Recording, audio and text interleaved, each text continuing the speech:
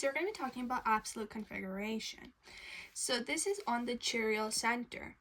It with increasing atomic number going only one atom out, right? So we're talking about increasing atomic number. So the largest one is 1, the smallest one is 4, for example, right? Isotopes are assigned based on atomic mass.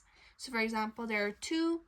For example, there's an H and a D, or we have a D and a T, or anything like that. We have to see which one is, I think it's P, D, T, whichever one it is, then you assign it accordingly.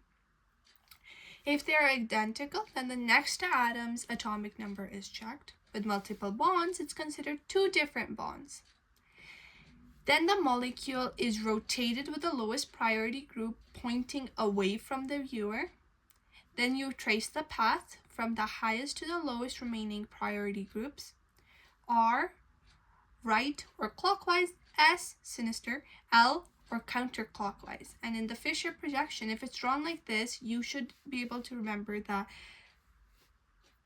these two, oh, that's a D, these two are coming outwards. Oh, it's going to change color. So these two are coming outwards, those two are going in there. Now let's do a few examples, right? So we have, let's say,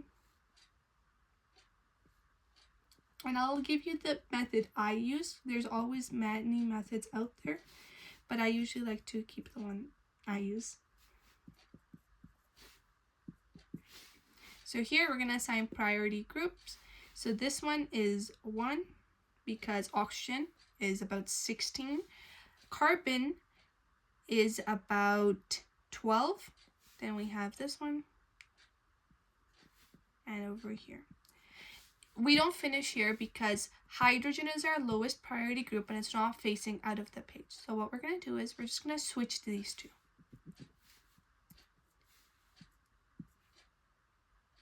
Oh, I did that again. D and H. So this is a 3, this is a 4. So we go 1, 2, 3 this way.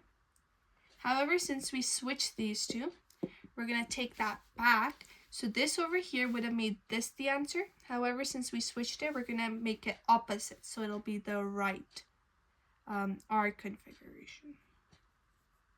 Or just R, just in general. Oh, that's our answer for this one. Now what we're going to do is we're going to change this up a bit and do a different question. So these switching methods is much easier in my opinion, because when you switch it, it just happens to be easier. Now we're going to have this one over here.